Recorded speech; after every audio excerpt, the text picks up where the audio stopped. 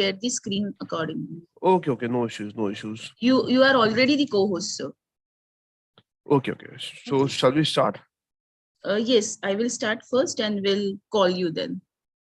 Sure, ma'am. Ma'am, what are the number of participants? 94 on Zoom, and on YouTube also we are going live. Wonderful. Such a good audience, such a large audience. Thank you, ma'am. We may Yes. start. Yes. Good morning to one and all present here. I, Assistant Professor Saisha Gusarkar, on behalf of Hindi Vidya Prachar Samiti College of Law and MCT College of Law, would like to once again welcome you all on the second day, second session of this jointly organized lecture series on digital forensic. The guest speaker for the session is Mr. Sumit Rai, forensic expert. He will be speaking on the topic digital forensic analysis. So the feedback form will be dropped in the chat box at the end of this session. Kindly fill the feedback form on daily basis so that you will be issuing the certificate on the basis of the feedback form. Now I would request Assistant Professor Tanvi Naik to further continue with the session.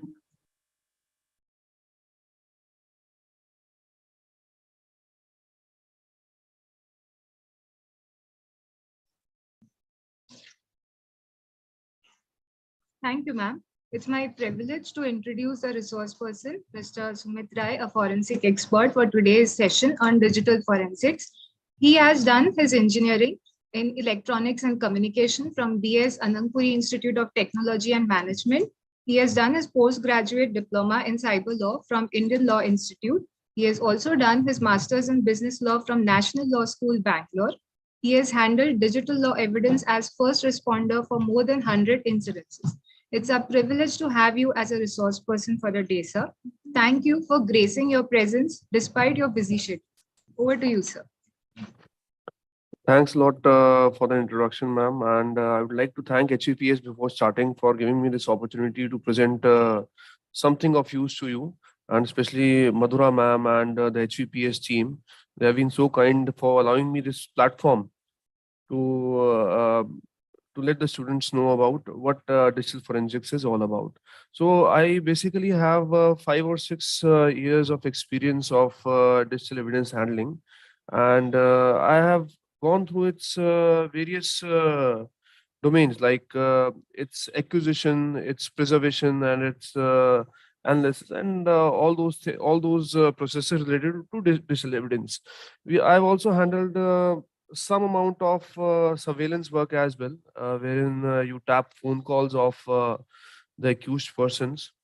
So basically, every law enforcement agency or any private agency or any whatsoever agency, the technology is booming these days so highly that you will have to get accustomed with all those sorts of means. And the traditional crime has now taken a back step, and digital crimes are also coming in the foray. For example, now to commit a cheating on somebody, you can create your own Facebook ID. You can lure them by different baits. You can take money out of, because you can take money from their accounts and just move on forward. These days, a lot of crimes are happening. For example, the loan app scam case, wherein especially loan apps are created. Petty loans are given to small ticket users, like 3,000, 4,000 rupees loan. Now, these apps, what they will be telling you is that you just give all the access to your phone gallery, your contacts, everything to them.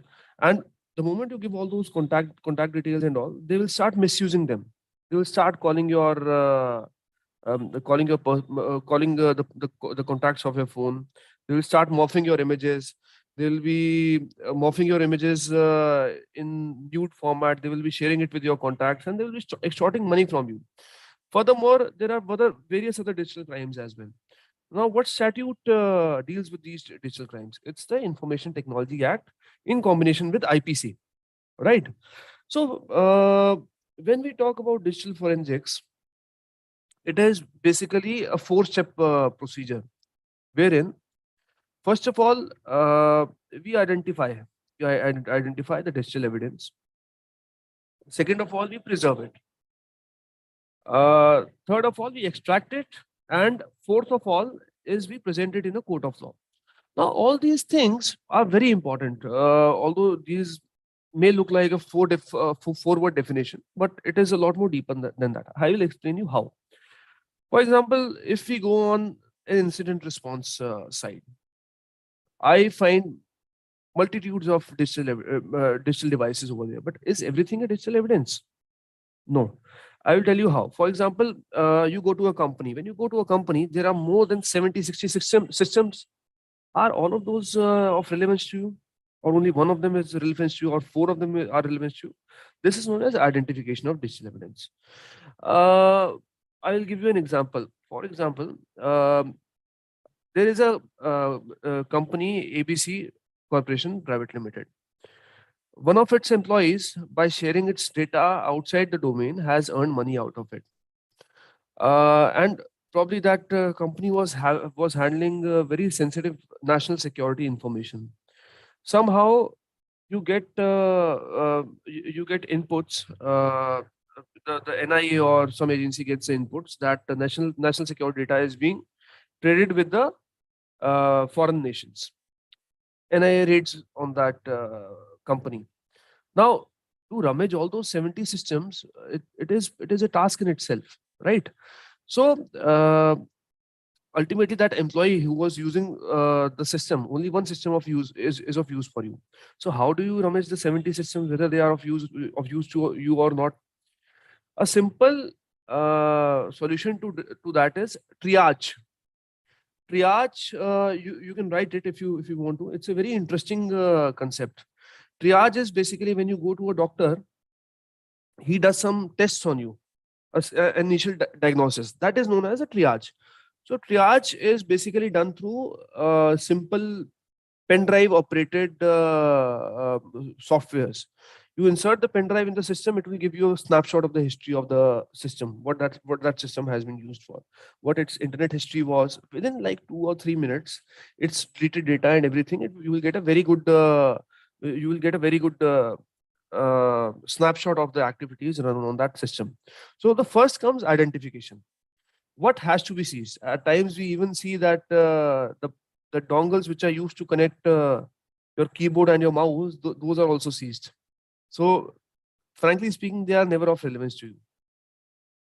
Second of all comes preservation. Preservation is a very important step, because if you won't preserve what you have seized, you won't be able to present it in a court of law. Now, what are the ways to preserve digital evidence?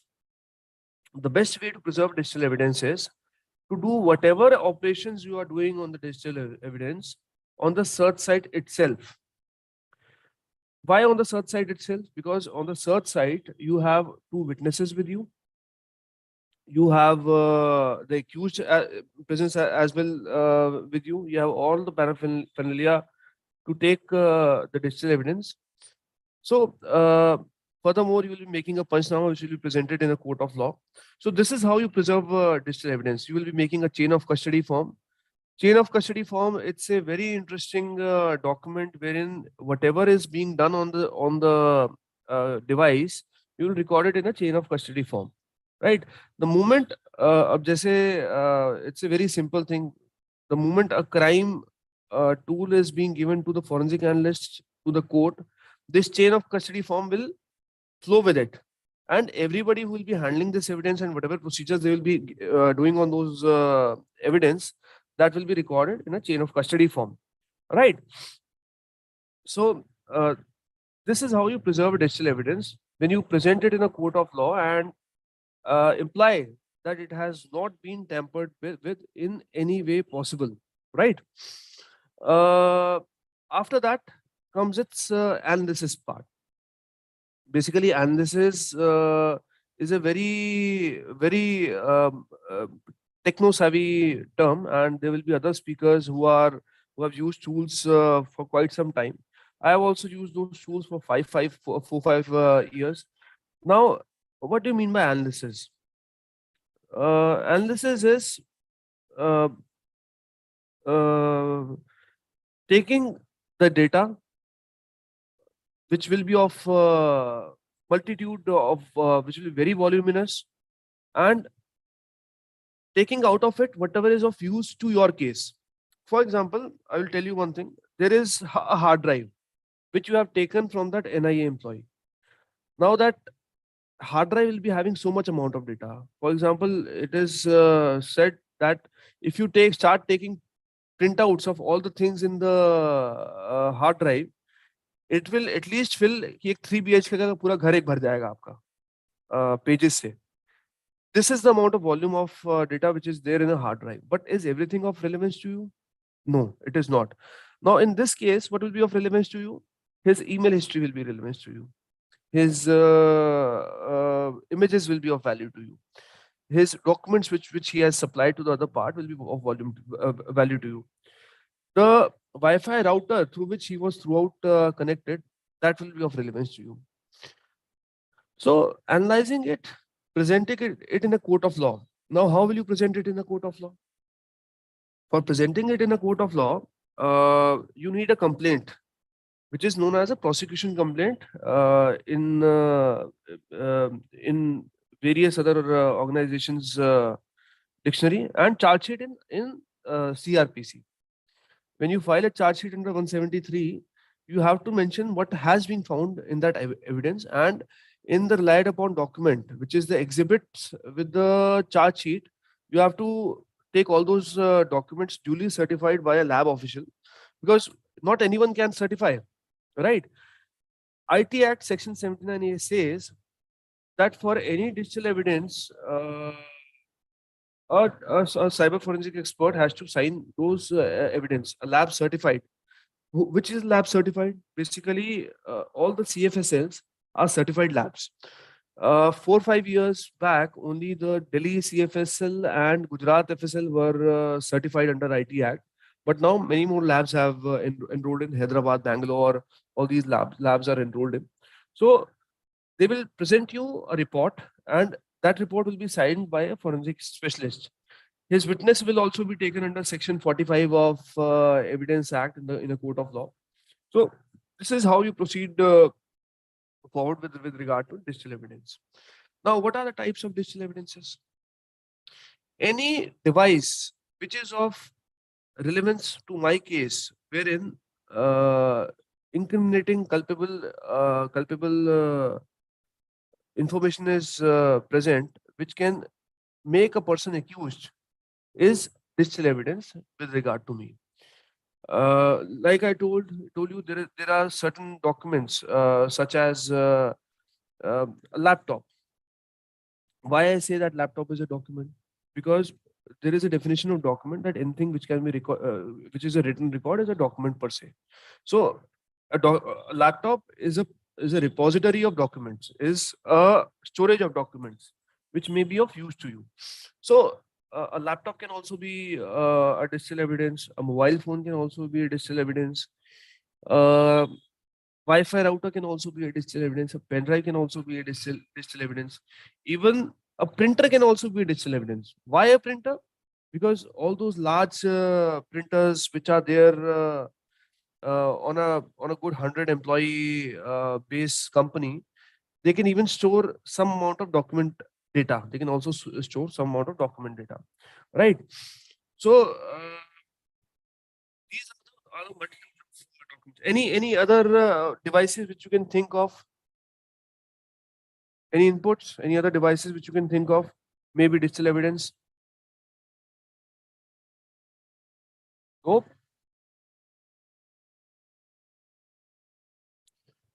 These days, even you get when you go on to search sites, you will get pen drives having digital Bitcoin data, which are known as wallets. Bitcoin is an entirely different scope, and it's a very interesting concept. If you may like to, please search it on Google. It's a very, very interesting concept. So even Bitcoin data is present. Furthermore, now let's come on to the analysis part. How will you analyze the digital evidence? First of all, we always work on the copy, never on the original. How will you make a copy? You will be making a copy through certain tools which you take on the search site. Those tools names are LogicCube Falcon Imager, Tableau. Now there are certain free tools as well. There is a platform known as Kali Linux. If you can download that operating system, it has plethora of analysis tools. So you'll be making a copy of the digital evidence there itself on the search site. For example, hard drive can be cloned by all these devices. Although the session is getting recorded, but still, if you want to note down on your system or on your copy, LogicCube Falcon Imager I have found to be a very robust device. So when you plug in this hard drive on the left hand side of the device, why the left hand side? Because left hand side is write blocked. What is write blocking? Write blocking is the mechanism which stops any writing into the hard drive from your copying system. That is why it is a forensic device. Any device which is not write blocked is not a forensic device per se. Or even if it is not write blocked, at least he will be only running certified algorithms. Now, I use the term certified. Who certifies these electronic devices? Now, interestingly, all the devices which are being used in India, they are certified from America or Israel, right? There is no such mechanism in India to certify devices. Although they will be having all the basic certifications like ISO certifications and all those things, which may be of use. But we are basically relying on devices which are certified outside of India, right? Why we use them? Because those are internationally held practices, and we do not have any certifying mechanism in India. तो कुछ नहीं से कुछ भला इसीलिए. And furthermore, if the court asks that how why are you using these devices, there is a very interesting principle named as Daubert principle. What Daubert principle says is, if I give open code, whatever the code is of the device, if I give the code of the device in the court of law, and I present the device, it has to be accepted with all the reports which it has been used throughout India. There have been precedents with regard to those, right? So you clone a hard drive or you image a hard drive. What is a clone and what is an image? A clone is, now you can write it down in your system if you want to. A clone is an exact replica of a hard drive. For example, I have a hard drive of 128 GB, right? So when I will be making a clone of it, it can be done either on 128 GB hard drive or more, not lesser. Why? Because only a 128 GB hard drive will be having those many sectors. So what cloning will do is, it will copy sector by sector copy of the hard drive to the clone site, right? That is why it is known as a clone. But what is an image? Image is basically making it in soft copy. For example, you may have burned a CD. When you burn a CD, you may have noticed that there is an intermediary file which is known as ISO file.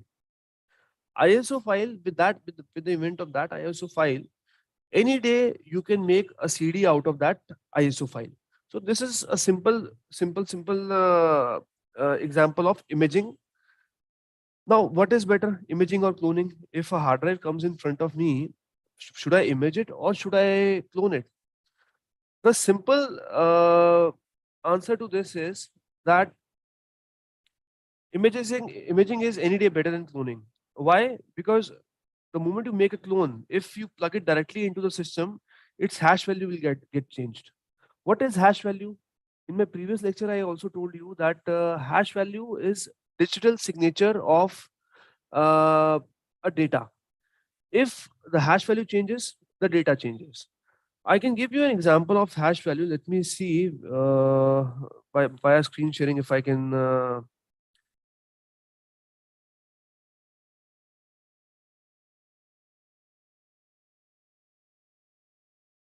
Now, it's a very simple software, HashCalci. But let's not download HashCalci. I will show you some internet-based hash value generator,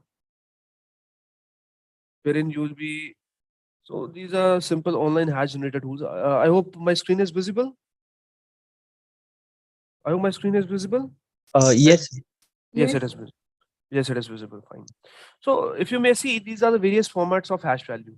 When you give examples, it basically gets stored in the mind. I will give you a simple example. For example, I write Peter Parker and I calculate its hash. Now it's the MD5 which is there. It is the simplest form of hash value, which is the smallest one. Let's calculate it. So it tells me to.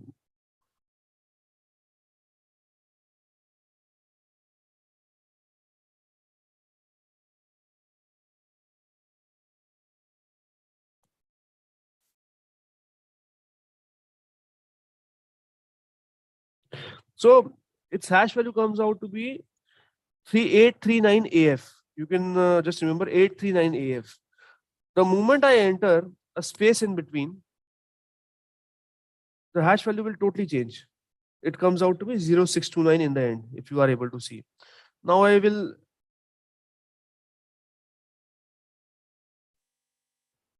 for reference, just let's just copy it on a notepad. So for Peter Parker, the hash value comes out to be 39 AF, right? 39 AF in the end.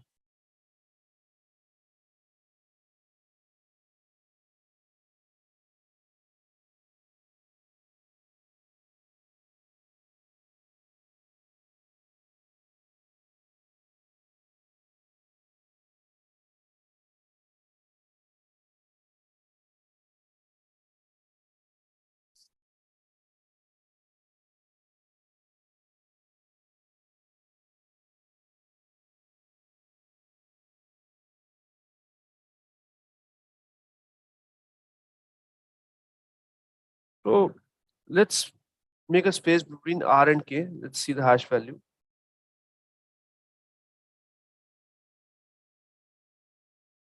So it comes out to be this for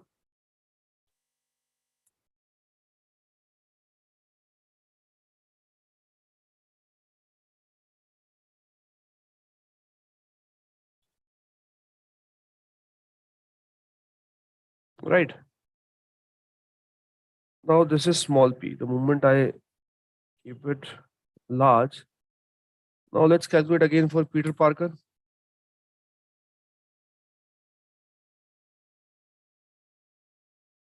So it comes out to be 839 AF. Let's see in the notepad, what is it the same? 839 AF. Now let us do one simple exercise. Let's keep a space between R and K. Is it giving the same hash value?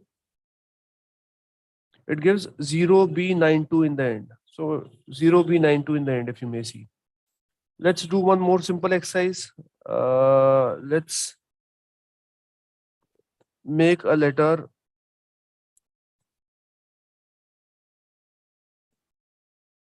So just a simple change wherein the small p has been changed to larger p, the hash value totally distorts. So this is what happens. To change even a single bit, the hash value of the whole hard drive will change like anything, right?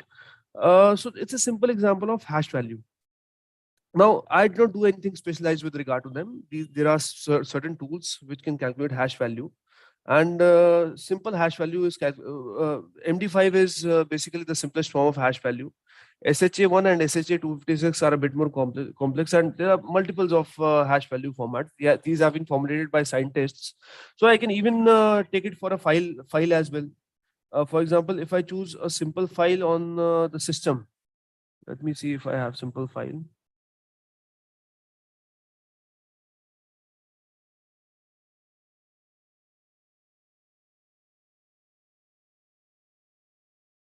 There is some text file.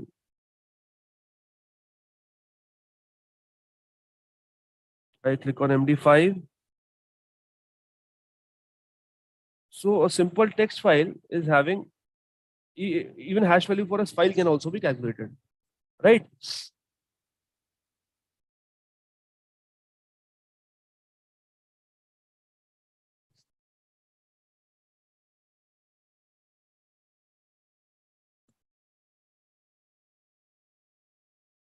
So I paused the sharing.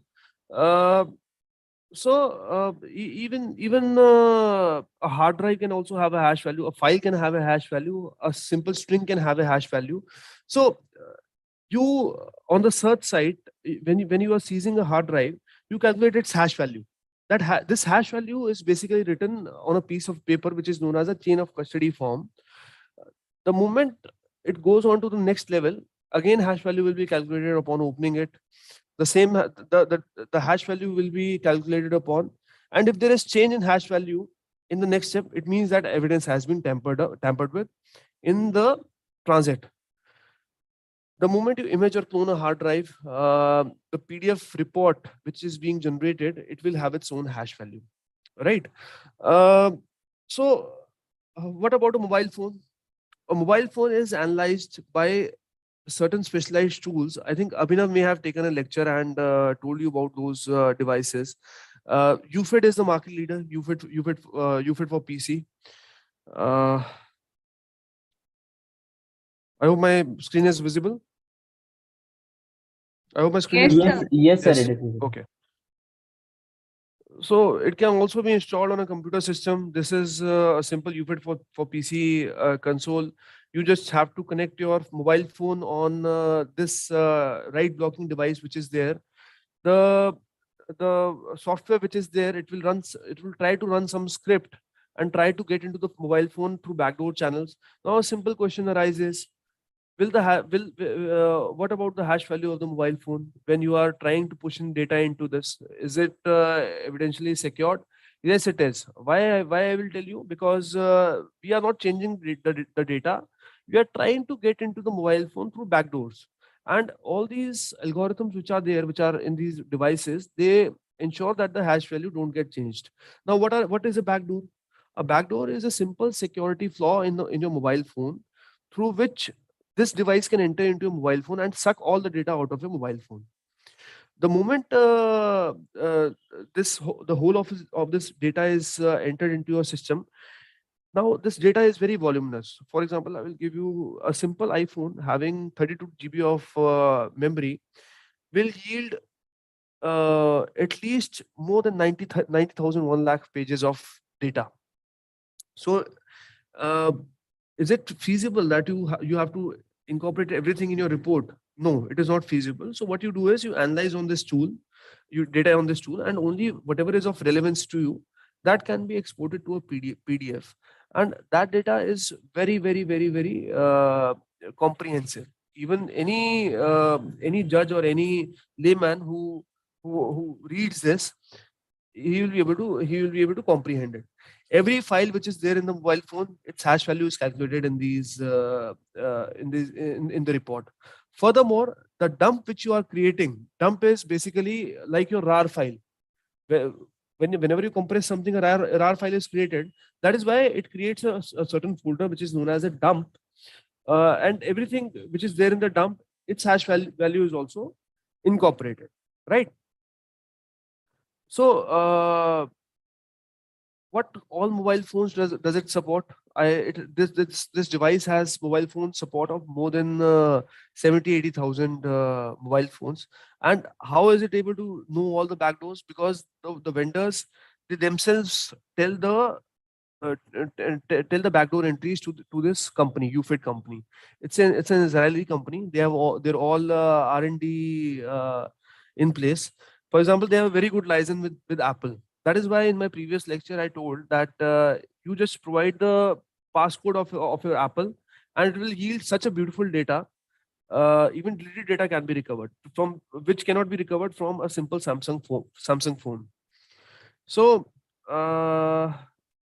this is a very comprehensive tool, very detailed tool, and it costs like anything. Believe me, it costs more than 40 lakh rupees, a simple basic tool. And if you add on to upgradations, like you want password decoding and all those things, its price will again jump. Just for a 3-year license, it costs you around 40-50 lakh rupees. So there are many such tools. For example, if one tool is not able to extract the data, you can do it from some other tool. Like XRY is a good XRY is another tool. Oxygen for PC is a very good tool. Basically, these three or four tools are market leaders, and if one tool is not able to yield any data, we basically take help from another tool. So the oxygen may cost around 16-18 lakh rupees to you. It comes with its own wire sets and all.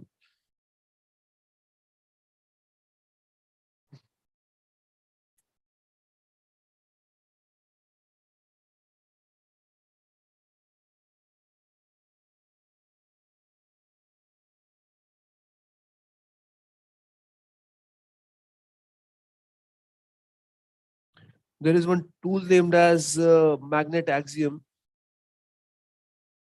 See, this is the console which I was talking about. Now I know for a 45-minute lecture, I'm not able to do any justification for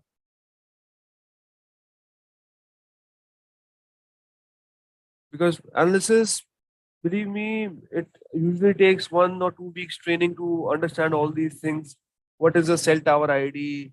All the images. Why is it calculating MD5 value for everything? Now it comes with a kit. This is a ruggedized kit which you take onto a search site. Furthermore, this has multitudes of cables inside it, and it supports more than 70,000-80,000 phones. It will be having even connectors to those Chinese phones, all those fancy connectors which you may have seen. So a UFET, it may cost around 40 lakh rupees an oxygen. So any private individual, it's very difficult to create a lab of his own. So there are even free tools in Kali Linux through which you can try to access data. And if you I'm basically a tool guy, I'm not a script guy, because it takes very deep research to run these scripts on a mobile phone, to know the backdoors, and it's a teamwork. So but there are certain people in the market who are very good at data extraction. They won't be using any tools and they will be running the scripts, all those techos geeks. But the basic understanding of things should always be there. So basically, this is a simple console, how it may look. I'll also show you what is a triage. I think it comes from Axiom.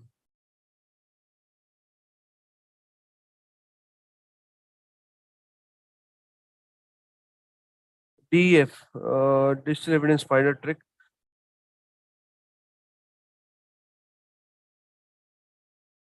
All these things we used to do in the lab.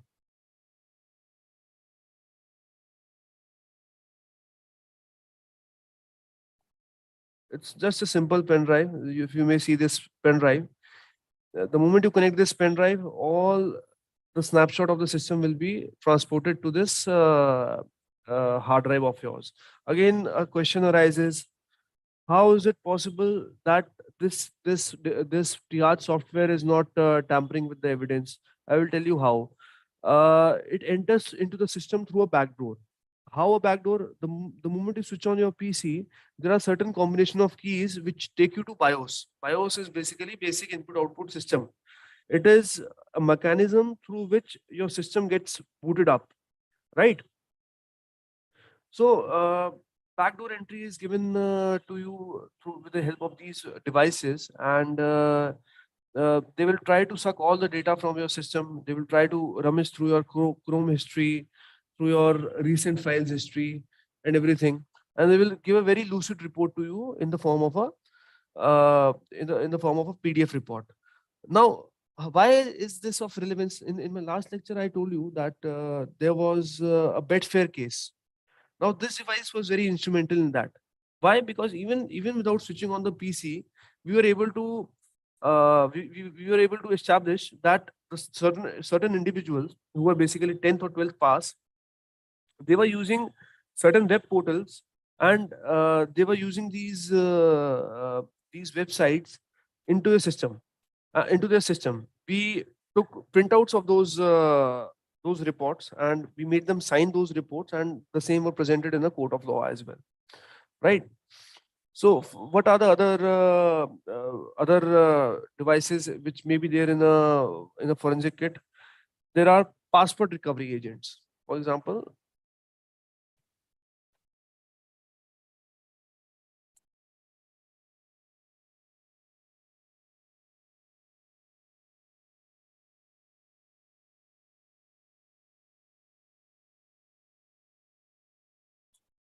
probably it is not able to give any images.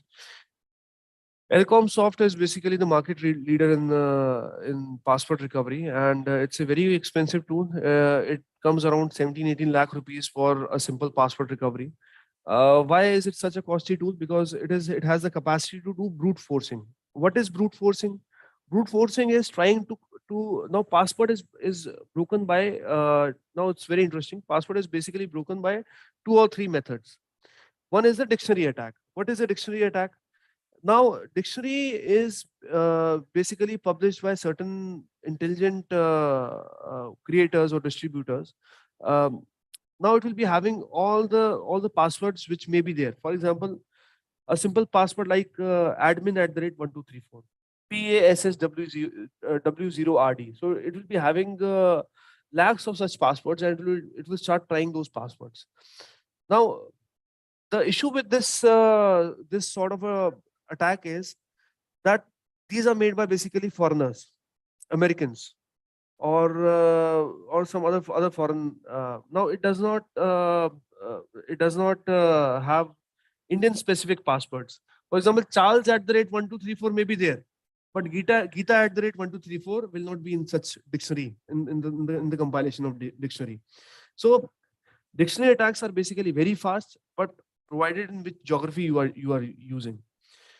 Uh, Now, what is a brute force? Brute force is 100% password secure mechanism. Why? Because every time around it will be able to crack the password, but there are certain challenges in brute force. Why? For example, a simple 8-digit password. How many combinations it may be having? It will be having 2 raised to power 8, which will come around a lot. It will come in billions, right? So trying so many passwords, it is a very resource intensive. It is a very resource intensive thing, wherein your system may be having more than 100 GBs of RAM. It must have certain terabytes of data. You must have a very good graphic card with you. You must have a simple. For example, a simple 12-digit password or 8-digit password. Even for a supercomputer to try brute forcing, it will take more than 3 months to crack that password. That is why your bank regularly says to you that change your password every 9 months, every 3 months. Why 3 months? Because for that minimum 8-digit password, it takes around 3 months to try to brute force their password. That is why this is the reason why they keep on telling you that every 3 months you should change your password. But uh, can you do that? Can you do brute forcing? Probably it's a very resource intensive, and a normal simple end user like me, it's basically of no use to me because it's a very costly affair, and it takes time for that, right? So in the short time which I was given, uh, I thank HEPS for giving me this opportunity, and I try to do justice with this topic, but this topic requires a lot more resources, and it must require a lot more hardware, software to give practical demos and all. But I just wanted to give them a brief interface idea how all these things work by telling jargons to them and explaining those jargons to them.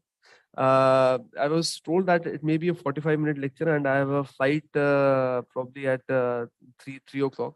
So I am basically in some sort of a rush, but at least for 10-15 minutes, we can take some questions if there may be, and I can answer those questions, or any particular topic which they would like me to touch, I can touch. So sounds good, Saisha ma'am? Hello? Yes, if anybody is having questions, they can put it in a chat box. नाही केलंय video.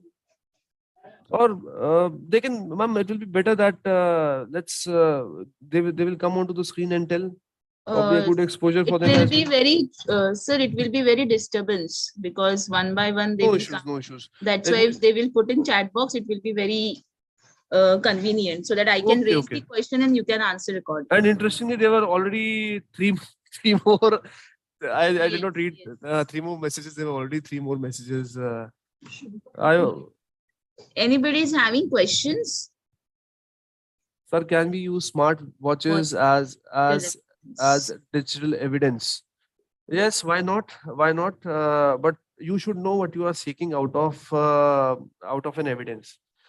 For example, I try to evade. Uh, I try to evade my location and I left my phone, but unfortunately, I have kept my Apple iPhone watch with GPS in it, and I'm moving around with it. Now, all these are very smart devices, and they will be recording wherever you are going into them. So what you can do is all these are basically Android based or iPhone based. Uh, Now, I have in my short career in digital forensics, I have not seen smartphone analyzers per se, right? Smart watches analyzers per se, but still there are certain data which is fed in your like your GPS location and all, and if through the interface you have this much techiness that you can extract the GPS coordinates from that smart watch device, that can be used as evidence. Yes, for example, if it's a murder case and you suspect, and the person is giving an alibi that he was in Delhi at that point of time and the murder happened in Mumbai. So his smartwatch can also be a digital trace that he was present at that point of time in Delhi, right? So you need to know what you want to extract from that.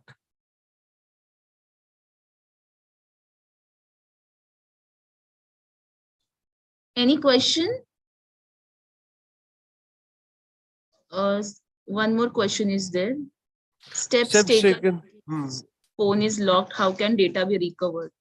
Yes, a very good question. When phone is locked, again I told you that there are two methods for bypassing the phone. First is bypassing it through a backdoor. Like all these tools, for example, your phone is a 3-year-old model. Now its support will be very good with the UFED, and it certainly would have certain bootloaders. Bootloaders are basically your load of data through which you try to run certain. Is my screen sharing? Just show you. Yes, yes.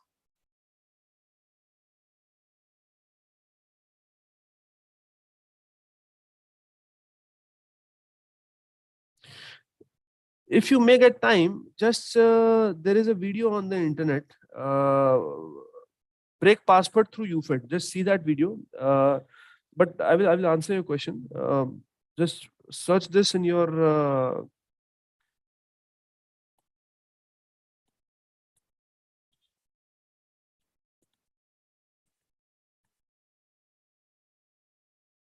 You will get certain videos on YouTube. It will tell you how password is basically broken, but I will explain it to you in my words. There is a certain pen drive known as bootloader, certain device known as bootloader. Uh, the moment you push in that bootloader into your phone, it will try to run a script at the back end, and through backdoor it will try to suck all the data. Now for a 3-year-old phone, a bootloader may be available, but for a newly new phone, bootloader may not be provided by UFED. So what will UFED try to do? It will try to do certain brute forcing on the phone. But the challenge in these sort of cases is, yes, a password can be broken, but provided the model is a lower version model and UFID has support to it. Because as I told you that we are again working only on tool based, and we ourselves cannot run scripts on the mobile phone. It will be very difficult for us because there is a certain niche uh, talent to it, and there are chances that you may brick the phone. Brick is make the phone unusable. But through UFID, yes, you can clear the password through two methods: brute force and backdoor entry through bootloaders. I hope in a technical way, although in a technical way, I have tried to answer your question, but you can search for it more on the internet, right? Okay, so There is one more question mhm. where the role of forensic expert comes in picture during a court. Before that, where there is one more question. Uh, Please explain what is port scanning. Yes, court scanning. Uh, Miss Roma, can you be a bit more specific with regard to this question? Is it something with regard to cyber security? And please just try to give a brief introduction of yours why you have asked this question, and I will answer it specifically because port scanning, I cannot understand the question. What are you? Because is it a TCP/IP port which you try to mention? In which way are you trying to portray this question? Because is it a TCP/IP port? Is it a cyber security related question? I am not able to get it. Uh, so Roma says TCP/IP, sir. But what is the background of the question? You just try to write it. Before that, there is one question by Rahul Barde. Please let us know where the role of forensic expert comes in picture during a court trial. Does the court refers case to forensic expert, or the parties itself can approach for forensic expert for retracting the evidence? Very, very good question, Rahul. Where does the role of a forensic expert comes? Basically, you can think of a forensic expert as a amicus query to the court. And what is an amicus query? A friend of the court. He'll be trying to explain. Although he will be coming in as a witness, and the prosecution complaint may have listed him as a witness, and he'll be trying to come in as a witness and trying to explain the evidence, how it was extracted, from where it was extracted, what were basically the crux of the record which he tries to explain, and he will be again questioned on his background and everything. So this is how a forensic expert role comes into play when he is being called in as a witness, and there is a glossary of witnesses in the charge sheet which the prosecution puts forward and which the defense puts forward. All these things are well mentioned in the CRPC. Does the court refers to forensic expert, or parties itself can approach to? Now, this is what I told you, that it will be mentioned in the prosecution complaint, and CRPC provides a way how to incur a witness and how to take a witness inside. Now, when you will be studying your CRPC in detail, all these have answers to it. But just as from my experience, when we make a prosecution complaint, it will be having a glossary of witnesses and why I intend to produce that. So I hope it answers your question. So Yes. Ashok asks, in dark web or we access through any digital device, we seen password stored somewhere. So in this case, what will be safety precautions we can take? Safety precautions, again, it's a domain of cyber security, but just to keep it so Ashok, just for the audience, Ashok says that in dark web or we access through any digital device, we seen password stored somewhere. So probably he's trying to say that there are basically passwords available on the of your devices on the dark web, and what safety precautions he can be probably using to safeguard himself. Now, it's a topic of cyber security, but just a brief, in a brief nutshell, if I can tell you, all those things to check. For example, I will not be going on any website which is of not relevance to me. I will not be blindly downloading all the attachments which are there on my system. I will not be entertaining any spam calls which are there to me, and I will not be entertaining them anyhow. I will not be clicking on any link which is there. I will not go on certain apps which tell me to uh, share all my details, like camera, even my contact history, everything to them. So I'll be only going to reputed apps. And dark web, it's a very fancy word, but it's a very dangerous word. And through your normal system, you should never do it. You should try to maintain your safeguards. For example, you need you maybe you must use some certain sort of VPNs, or there is a screen wherein you can again Oracle provides certain softwares wherein, for example, my system is a Windows system. I can even run Linux in the same environment. With the same environment, it will be trying to create one more system inside system. So it hides the IP and everything. So whenever you are using the dark web, it sounds to be a fancy word, but it's a very dangerous world out there wherein you can even call drugs. You can even indulge into prostitution, even indulge into some sort of arms. So it's a very dangerous world, and you should work with caution. So I hope I answered your question, Ashok. So Rahul Burde says thank you, and Roma, I'm still not clear with the question.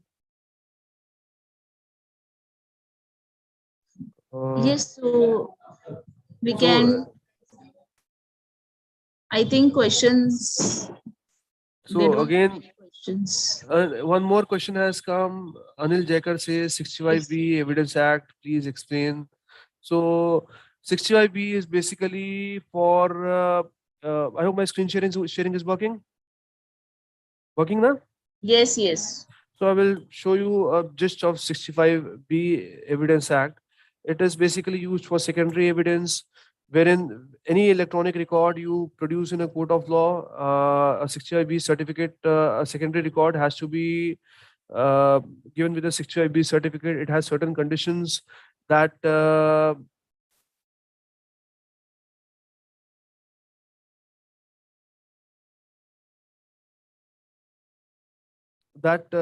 anything which is there, it has to be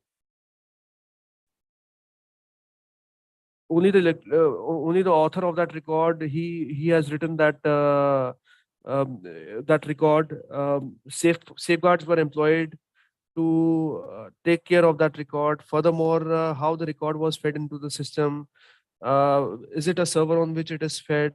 Uh, how the record was extracted, during what period the record was there. So all these things are there for the electronic holder, and there is a certain 65B certificate which has to be produced at the time of prosecution complaint. Although this is a very complicated act, but still, uh, just try to read the sections. If there are any issues, I'm writing my email ID. Just send me an email ID. We can talk over or whatever. But it will take a lot of time to explain this. But a simple thing is, I cannot put everything. This is my email ID. So a simple answer to this is, wherever primary is cannot be brought in a court of law, it has to be produced through way of secondary evidence. How a secondary evidence can be produced in a court of law? There is a certain method to it, that whosoever is holder of that electronic record has to certify that electronic record. And there is a certificate known as 65B certificate, which is having the same language as that in 65B of Evidence Act. And that has to be presented in a court of law. So this is a simple answer to it, but the time is running out. Any other questions? Hash value is compulsory for electronic evidence. Yes, it is, because it preserves the evidence.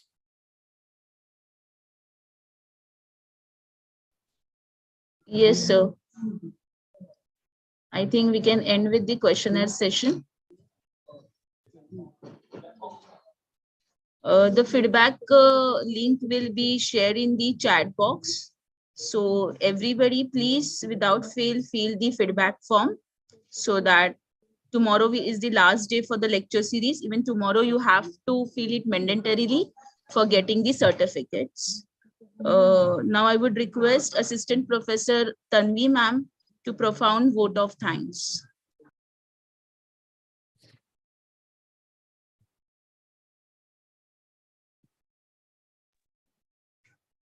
Thank you, ma'am. It gives me immense pleasure to deliver the vote of thanks.